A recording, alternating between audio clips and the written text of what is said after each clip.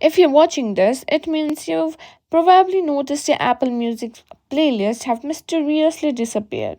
Don't worry, I've got you covered. In today's video, I'll show you the updated way to fix this issue. Whether you're on iPhone, iPad, Mac, or even Windows, I'll guide you step by step how to get your playlist back. First things first, let's make sure your Apple subscription is still active. Sometimes playlists disappear if there is an issue with the subscription or payment. Go to settings, tap on your name, and then tap on subscription.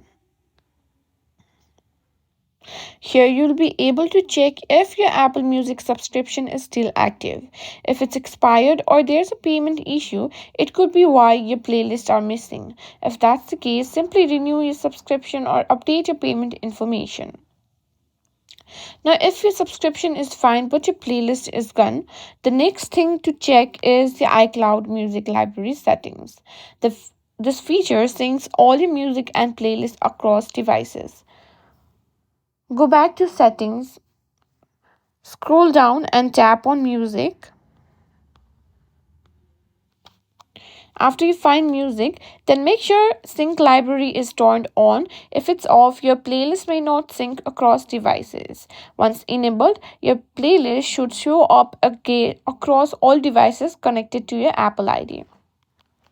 If you've checked both your subscriptions and sync library setting and the playlist still haven't returned, the next step is to restart your device. This can often resolve syncing issues that might be causing your playlist to disappear. To restart your device, simply press and hold the power button, slide to power off, wait for about 10 seconds, and then turn back your device. And that's it. These are some few methods that you can use to fix missing Apple Music playlist.